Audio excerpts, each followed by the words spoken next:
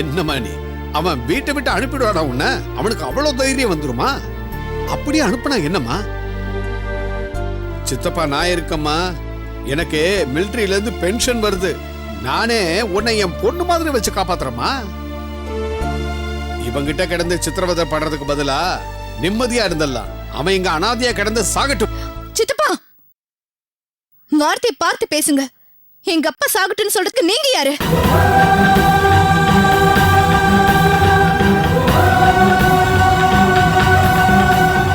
ஏய் அஞ்சலி, உனக்கு என்னாச்சு? ஏன் இப்படி பேசுற? அவன் உனக்கு சப்போர்ட் பண்ணி பேசுறான், அவனை நீ திட்டுற. உங்க அப்பா கரிச்சு கொட்டுறான், அவனுக்கு பறிஞ்சு பேசுற. பாட்டி, அப்பா சொல்றதுல ஒரு நியாயம் இருக்கு பாட்டி. பெத்தவங்க விஷயத்துல எனக்கு அதிர்ஷ்டம் இல்ல. அப்பா பாக்குறது போலீஸ் வேலை. தினம் தினம் செத்து பிழைக்கிறாரு. நான் எதிர்க்க வந்து அதனால அவருக்கு ஏதாவது ஆயிடுச்சுன்னா என்னால தாங்க முடியாது பாட்டி. அவன் மேல உனக்கு அவ்வளவு பாசமாமா? அவன் பொண்டாட்டி வித்யாக்கு கூட அவன் மேல இவ்வளவு பாசம் இல்லையே. பாகன் எவ்வளவு அடிச்சு துன்புறுத்தினாலும் அவங்கிட்ட பாசம் காட்டுற யானை மாதிரிதாம்மா நீ இருக்க. உன்னோட இந்த சுத்தமான கலங்கமில்லாத பாசத்துக்கு அவன் ஒரு நாள் பதில் சொல்லியே ஆகணும். நீங்க ஏன் படி தப்பா நினைச்சுக்கிறீங்க? நான் என் டாடி கூட சந்தோஷமா ஹைட் அண்ட் சீக் விளையாடுற மாதிரி நினைச்சுக்கிறேன்.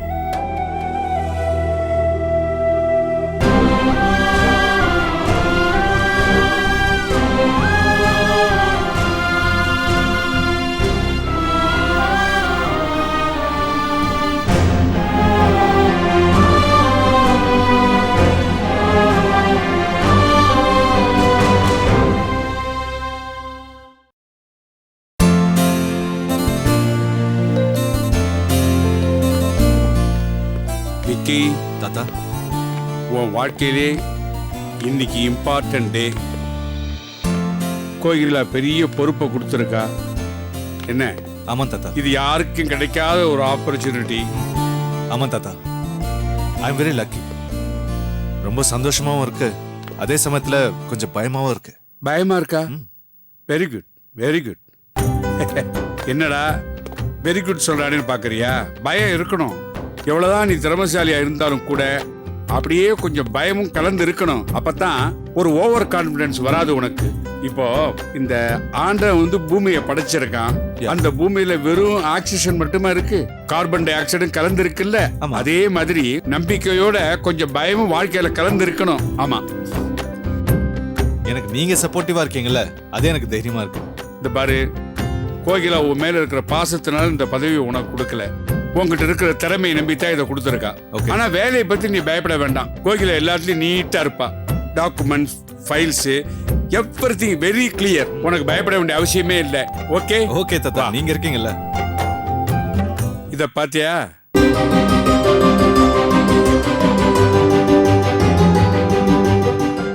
இதுதான் கௌதம் கோகிலாவோட கோயில். என்னடா கோயில் சொல்றானே பாக்குறியா? ஆமா. அவங்களுக்கு செய்யும் தொழிலே தெய்வம். Work is worship. அவ்வளவுதான். யாராவது ஒரு ஸ்டாஃப் லேசா தப்பு பண்ணிட்டா போதும், கூப்பிட்டு கண்டபடி அர்ச்சனை பண்ணிடுவாவ. இங்க பாரு, வாவ், எப்படி இருக்கு? ஃபேண்டாஸ்டிக். நம்ம ஸ்டாஃப் போட்ட கோலம். Come please come.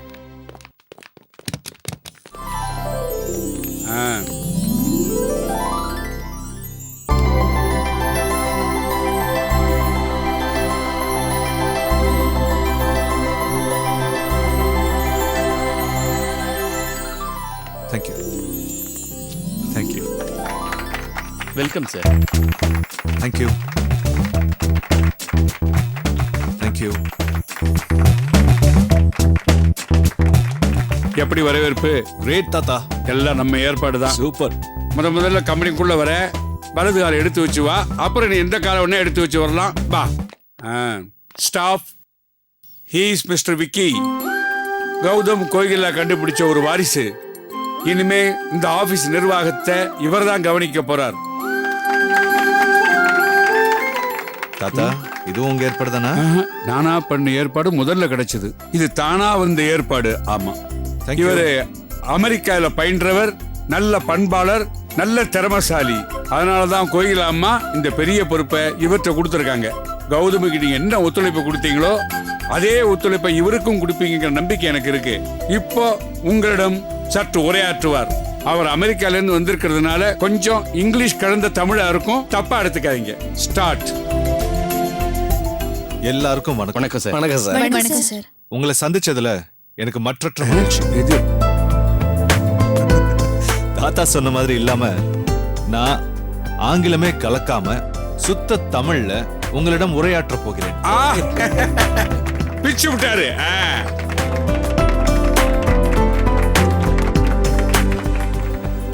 இந்த அலுவலகம் இவ்வளவு நாளா இயங்கிக்கிட்டு இருக்குன்னா அதுக்கு காரணம் கௌதம் மாமாவோட உழைப்பும் உங்களோட உழைப்பும் தான். இத கோகிலாத்த நிறைய தடவை என்கிட்ட சொல்லியிருக்காங்க. உங்க எல்லாரையும் தனித்தனியா நான் சந்திச்சு பேச போறேன். உங்க பிரச்சனை எதுவா இருந்தாலும் என்கிட்ட தாராளமா சொல்லலாம்.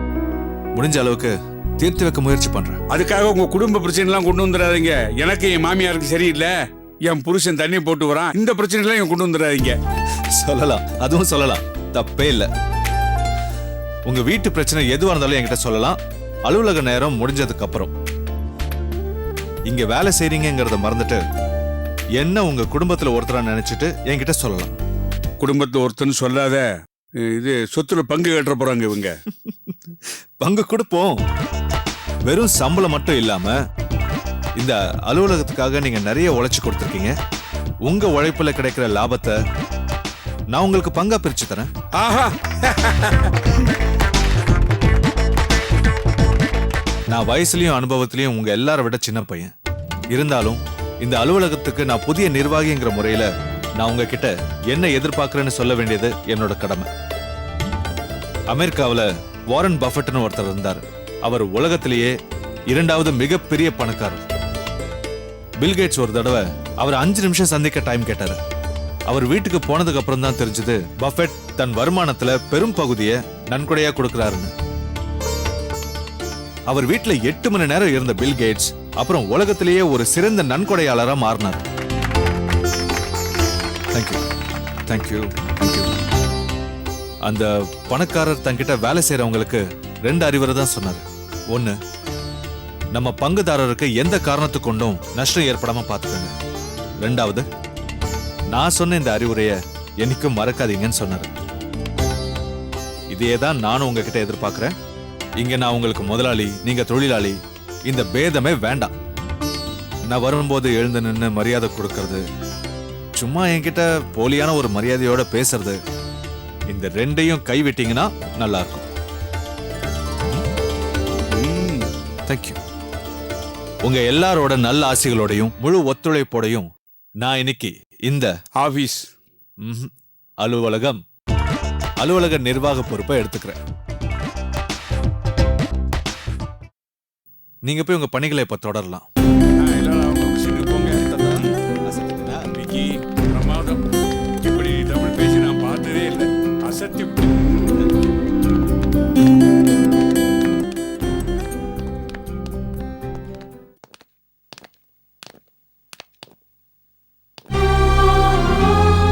சின்ன வயசுல சைக்கிள் ஓட்ட கத்து கொடுக்கும் போது பின்னாடி கேரியரை பிடிச்சிட்டே ஓடி வருவீங்க. நானும் நீங்க பிடிச்சிட்டு இருக்கீங்கன்ற தைரியத்துல வண்டி ஓட்டுவேன். இன்னைக்கும் அந்த தைரியத்துல தான் என் வாழ்க்கையை ஓட்டுறேன்ப்பா. ப்ளீஸ்ப்பா, பெரிய விட்டுறாதீங்கப்பா. ப்ளீஸ்ப்பா.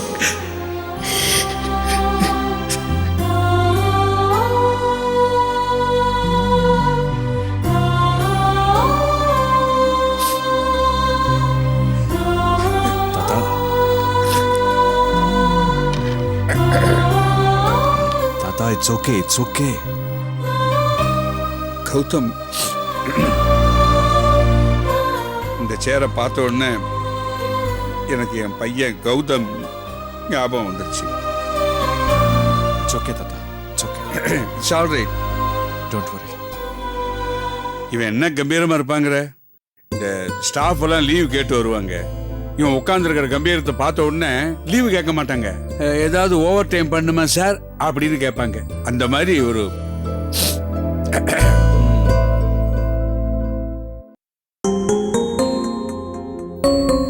ஆஹா, இந்த அந்த போட்டோவை யார் மாட்டினாங்க கோகிலா?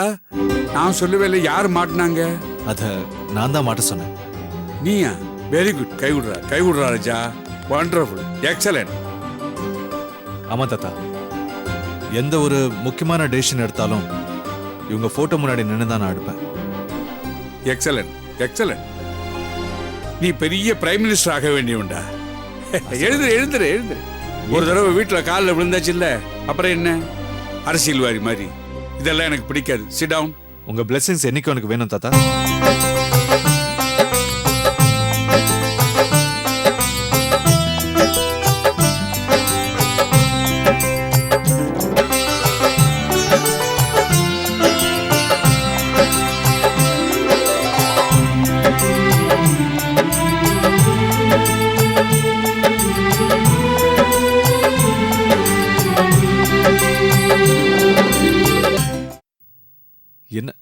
என்ன தாத்தா? கோகிலாவோட செலெக்ஷன் எப்பவுமே பெஸ்ட் செலெக்ஷன் தான். பார்க்கறதுக்கு அப்படியே எம்டி மாதிரியே இருக்கு. என் கண்ணே பற்றும் போல இருக்குடா. Thank you so much. வேலையை பாரு.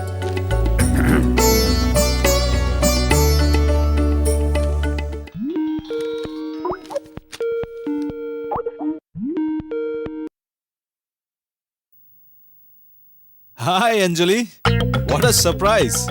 ஹாய் விக்கி. அம்மா, இப்ப இங்க என்ன டைம்? என்ன டைம்? உங்க வீட்டு கடிகாரத்துல என்ன டைமோ அதுதான் இங்க இருக்கிற டைம். விளையாடுது விக்கி. அமெரிக்கால எப்படி அதே டைம் இருக்க முடியும்? ஓ, அஞ்சலி அமெரிக்கான்னு நினைச்சிட்டு இருக்கா. அப்படியே மெயின்டைன் பண்ணுவோம். இங்க ராத்திரி மணி 10. காலம்பரை 10 மணி, ராத்திரி 10ங்கிறான். விக்கி, நீ அமெரிக்கால ஏதோ கம்பெனி சார்ஜ் எடுக்க போறேன்னு கேள்விப்பட்டேன். கங்க்ராட்ஸ். அம்மா, இது அமெரிக்கா இல்ல, அமைஞ்சக்கரை. வாட்? தாத்தா please. Thank you Anjali, I'm happy. அம்மா, கம்பெனி எந்த சிட்டில இருக்கு? சென்னை. வாட்? சென்னையா? யுஎஸ் இல்ல? இல்ல அது அமெரிக்கால சான் பிரான்சிஸ்கோக்கும் மியாமிக்கும் நடுவுல ஒரு லிட்டில் சென்னைன்னு டவுன் இருக்கு, அங்கதான். லிட்டில் சென்னையா? என்னது சான் பிரான்சிஸ்கோ மியாமின்னு சொல்ற? சின்ன சென்னையா? புரியலையே. Okay Anjali, I will call you later. நான் கொஞ்சம் பிஸியா இருக்கேன், ஒரு சின்ன மீட்டிங்ல இருக்கேன். Bye, see you. ஏய் Vicky, wait. Hello manager, please come to my cabin. Thank you. என்னது ஒரே குழப்பமா இருக்கே. சென்னைங்கிறான், அமெரிக்காங்கிறான். Sir, please come. Sir, your good name? Meenakshi Sundaram. Mister Meenakshi Sundaram. நான் அமெரிக்கால கத்துக்கிட்ட பெரிய லெசன் டிசிப்ளின். அவங்க ஒர்க்ல காட்டுற சின்சியாரிட்டி நான் இங்கேயும். Okay sir. காலையில கரெக்ட் டைம்க்கு ஆஃபீஸ் ஸ்டாஃப் எல்லாருமே அட்டெண்டன்ஸ்ல சைன் சரிங்க பண்ணுங்க சார். லேட்டா வரவங்க எல்லாருமே இங்க என் கேபின்ல வந்து சைன் பண்ணுங்க. Okay sir. Daily collection report, outstanding report காலையில என் டேபிள்ல இருக்கணும். Okay sir. எக்ஸிக்யூட்டிவோட இண்டிவிஜுவல் டார்கெட்ஸ், அப்புறம் அவங்க பண்ண அச்சீவ்மெண்ட்ஸ் வீக்லி பேசிஸ்ல சப்மிட் பண்ணணும். Okay sir. அப்புறம் ஆஃபீஸ் ஹவர்ஸ்ல டீக்கு காஃபிக்கு பிரேக் லாங்கா எடுக்கிறதெல்லாம் ஸ்டாப் பண்ணணும். ஹெச்ஆர் சைடில் எல்லா எம்ப்ளாயீஸோட பர்த்டேஸையும் கேக் வெட்டி செலிப்ரேட் பண்ணுவோம். Okay sir. ஆஃபீஸ் ஸ்டாஃபோட வெட்டிங் டே அன்னைக்கு 2000 rupees gift voucher கொடுக்கும். சரிங்க சார். Last but not the least, எந்த ஒரு லேடி ஸ்டாஃப் கிட்டையும் ரொம்ப பிரியமா மரியாதையா நடந்துக்கணும். Okay sir. Everyone should respect them. அவங்களுக்கு எந்த வகையிலையும் ஹராஸ்மெண்ட் இருக்கவே கூடாது. Okay? Okay sir. You should be very friendly and very kind and polite to them. Okay? Okay sir. I expect all this from you. Thank you, sir. Thank you.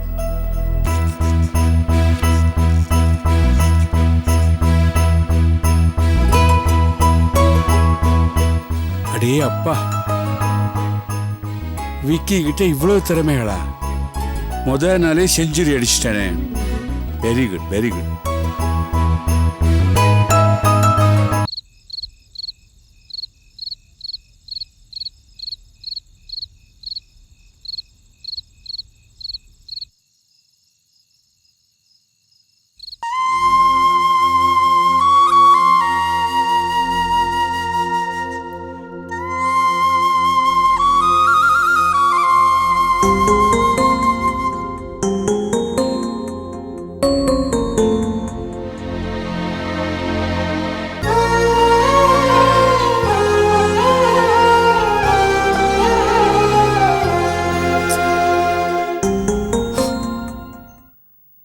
Hello hello.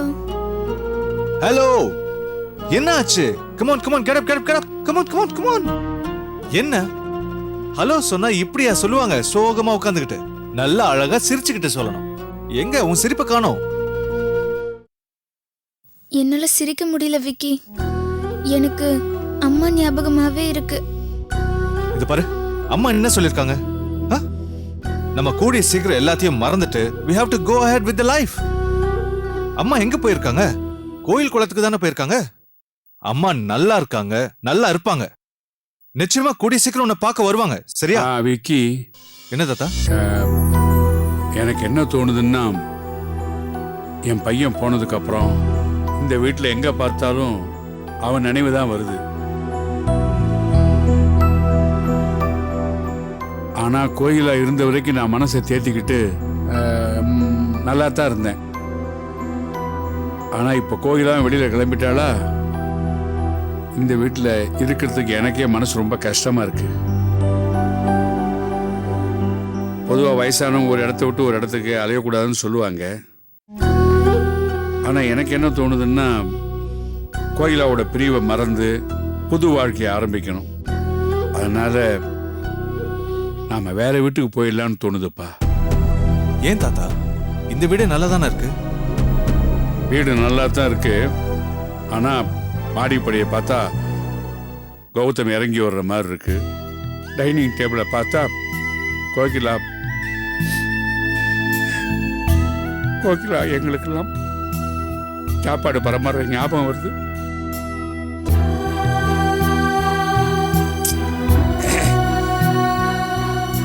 இங்க இருக்கிறவருக்கு யாராலையும் சந்தோஷமா இருக்க முடியாது. ஏன் சுருதியாலே சந்தோஷமா இருக்க முடியாது. எப்போ அவங்க நினைப்பு தான் வந்துகிட்டே இருக்கும். Change of place will give change of மைண்ட்னு சொல்லுவாங்க. அதனால தான்ப்பா சொல்றேன், வேற வீட்டுக்கு போயிடலாம்.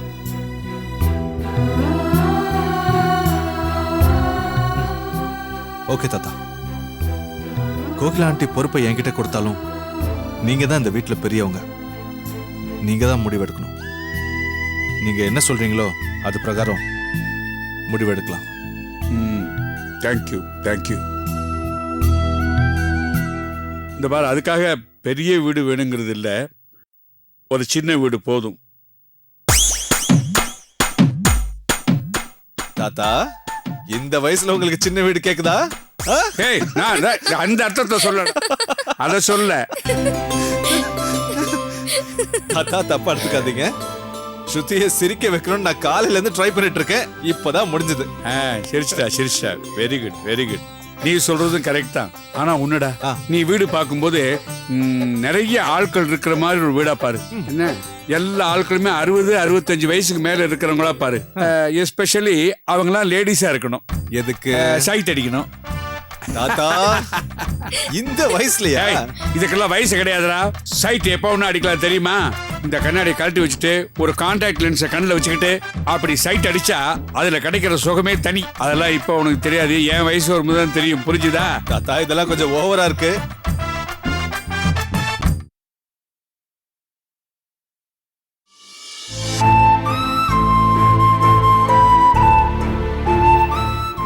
கோயிலா இங்க இல்லாதனால நாங்கெல்லாம் அமைதி இழந்து ரொம்ப வருத்தத்தில் இருந்தோம். எப்படியோ நீ வந்து எங்களுக்கு ஒரு சந்தோஷத்தை கொடுத்துட்ட. அதே மாதிரி கோயில ஆசைப்பட்டது நடந்ததுன்னா அவ சந்தோஷப்படுவா. அப்படி ஒரு சந்தோஷமான நிகழ்ச்சி கூடிய சீக்கிரம் இங்க நடக்கணும். என்னன்னு சொல்லுங்க தாத்தா, அதையும் நடத்தி வச்சிடறேன். அதை நீ நடத்தி வைக்க முடியாது, நான் தான் நடத்தி வைக்கணும். புரியலையா? புரியல. உன் கல்யாணத்தை நீயே எப்படா நடத்திப்ப? நான் தான் நடத்தி வைக்கணும். புரியலையா? நான் சொல்றது உனக்கும் ஸ்ருதிக்கும் நடக்க போற கல்யாணத்தை பத்தி.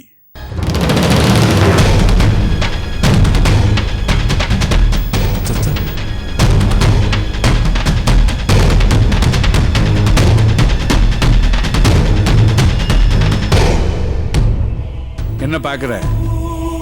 அன்னைக்கு வக்கீல் என்ன சொன்னாரு? ஸ்ருதிக்கு கல்யாணம் ஆன உடனே சொத்தை பூராவும் ஸ்ருதி பேர்ல எழுதி வச்சிடணும்னு சொன்னாரு. ஆனா கோகிலா அதுக்கு சம்மதிக்கல. அப்படியெல்லாம் வேண்டாம், இப்பவே உடனடியா விக்கி பேர்ல சொத்தெல்லாம் எழுதி வச்சிடுங்க அப்படின்னு எழுதி வச்சாலா இல்லையா? அதுல இருந்து என்ன தெரியுது? கோகிலாவுக்கு உங்க கல்யாணத்தை சீக்கிரம் பண்ணணும் அப்படிங்கிற ஆசை தானே. அதனால சட்டுப்பட்டு உங்க கல்யாணத்தை நடத்தி வைக்கணும். நான் தான் நடத்தி வைக்க போறேன். என்ன ஸ்ருதி, ஓகேயா?